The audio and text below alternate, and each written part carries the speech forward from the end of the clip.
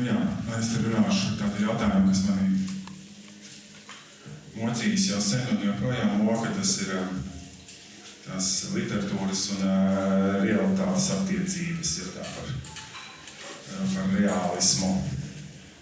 Kad tur tas lielais jautājums būtu, vai rakstniekam, dzejniekam ir jāstāsta patiesība, jā, it kā taču nav nekāda tāda noteikuma, vai ne, tieši iztēle ir tas, ko spēj rakstnieks, bet šķiet, ka bieži lasītājs, runāšu par sevi, ja gaidam tādu, kā autors un viņa liriskais varonis ir, tas pats vai ļoti tuvu. Tad dažreiz es esmu jūtis arī tādu aizvainojumu, sevišķi kaut kādā agrākā jaunībā, kad tu lasi tur dzejā, kad tas tur kāds jūtas tikpat vientuļš un nesaprasts, nepopulārs, vai tad vēlāk uzzinu, ka nē, tas tā autors nav nevientuļš, viņš ir populārs dzejnieks, un tad es jūtos tā kā apkrāpts.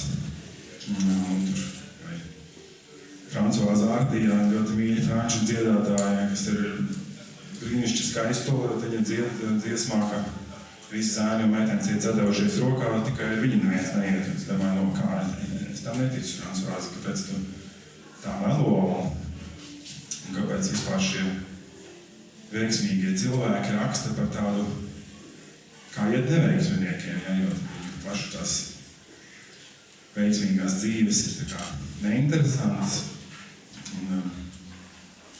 Un manā jau arī ir cilvēki to jautājuši tad vēlāk, vai Jaņevs mācīja tas, par ko viņš raksta, vai ne? Jā, es to arī uztveru savā ziņā kā pienākumu. Tad kāda lasītāja teica, es domāju, ka es jūtos tāpat kā tu. Es domāju, ka jā, man ir jāturpina justies kā viņai, bet tad jānāk tāds sarežģītāks komentārs, ka izlasīja un atvieglojums, ka neesmu viena tāda jūsi. Tas ir tāda smagāka prasība. Jādomā tur, bet dažreiz ir tās reālismu prasības tāds briesmīgas ir, ka Ieva Roze dzejniece pārmeta dzejniecē Elgai Krilei, ka Krile nedzīvo savu dzeju. Likās, lai kam pārmestu, jā, bet Krile rakstīja, es atgriezīšos tādā naktī. Es būšu no mēnesi zils kā ceriņzars, es atgriezīšos čīkstais vārti. Un ļaudis sacīs, tas ir gars, jā, un viņi izdarīja pašnāvību vēl vārtā, ka viņa dzīvoja savu dzeju, bet tiešām. Tad notiks tāds personisks stāsts, kas bija uz Čaku apvainojies. Kas bija tāda, varbūt, mana pirmā aizraušanās ar literatūru. Jā, tad citēšu Čaka dzejoli. Tad es klaidonis biju tur, kur bulvāri gari, viņi pagāja garām un melnā. Manī pavērās, pēkšņi likās savādi gari, un tad iespieda līdeku dēlnā. Vai tur vēl divas rindas no cita dzejoļa. Uz tā stūra, kur novadilo zuvaks, savu greizes man saīzēs ilgas kā zirgi.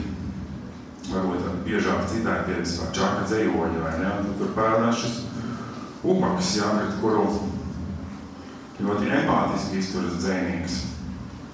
Klaidoņa dziesmā viņš pats liriskais varonis ir upaks, kas saņem upaka dāvanu, vai ne? Tur vēl citus piemērus var savākt, un šķiet, ka ir tāds vispār radās iespējas, ka Čaks ir tāds lūk šo atstumto cilvēku draugs, vai ne? Nevis bagāt un skaisto, bet atstumto dzejnieks. Bet tad gadījums no dzīves Paulis Rūmnieks stāsta. Jā, te ir citāts. Jāpiezīmē vēl, ka liktenis pašam Aleksandram Čakam vēlāk uzsūtīja realitātei līdzīgu pārbaudījumu. 40. gadu beigās kādā krodziņā, kur vakariņoja vairāki rakstnieki, arī Aleksandrs Čaks, ienācis kāds izmanīgs diedalnieks. Nemākulīgi nodziedājis mums visiem tik tuvo dziesmu atzīšanās un vācis cepurei naudu. Aleksandrs Čaks piecēlies un iesitis ubagam. Un tā nebūtu nav ekstravagants vai rupjība. Dzejnieks patiesi līdz fiziskām sāpēm ir jūties atbildīgs par savu radīto. Jā, citādi beigas. Tur Rūmnieks tā kā cenšas Čaku attaisnot, bet es teikšu, ka tajā situācijā ne jau viņš tās fiziskās sāpes sajūta. Ja? Tur būtu Ieva Roza blakus, viņai varētu droši teikt, ka Čaks nedzīvo savu dzēju. Un tie visi, tā situācija krogā liekas tā kā tāda Bizantas scēna no kādas Čaka poēmas, bet viņš pats nospēlē tādu antivaroni. Ir tāda leģenda, varbūt taisnība, ka Oskars Vailds esot saticis Subagu uz ielas un uzaicinājis viņu uz pusdienām tur dārgākajā Londonas restorānā.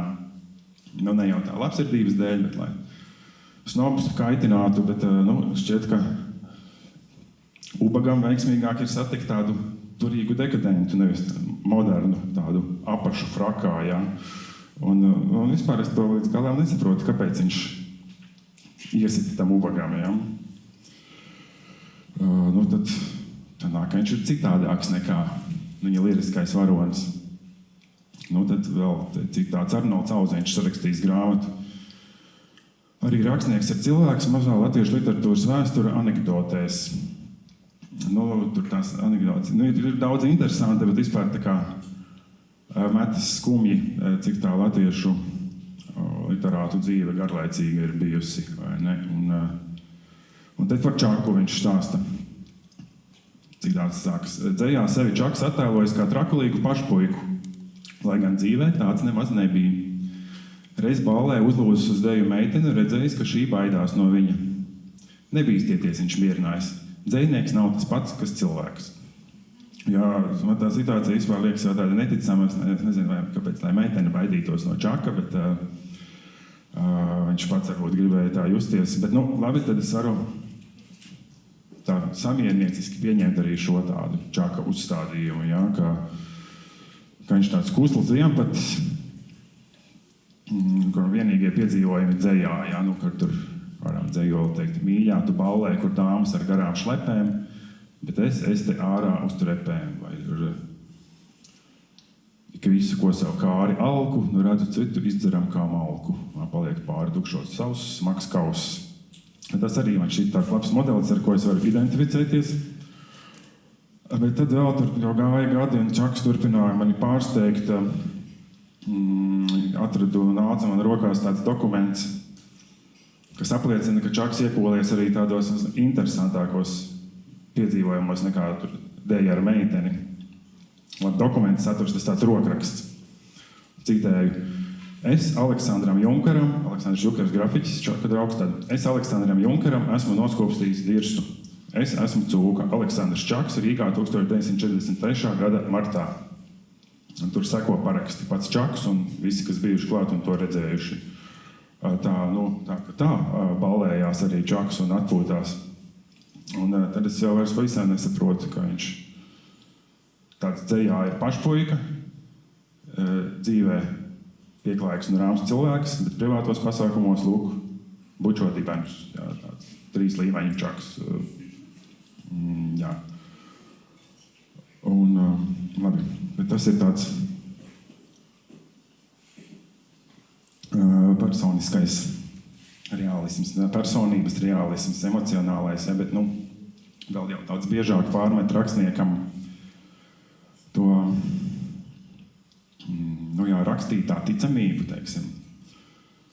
To jau visi milzums daudz saskarās, un es kaut kad jau vēlākā jaunībā rakstīju tādu lugu, nav nekur publicēta, nekur izrādīta, bet kaut kā tika rokās Mārai Ķimelei.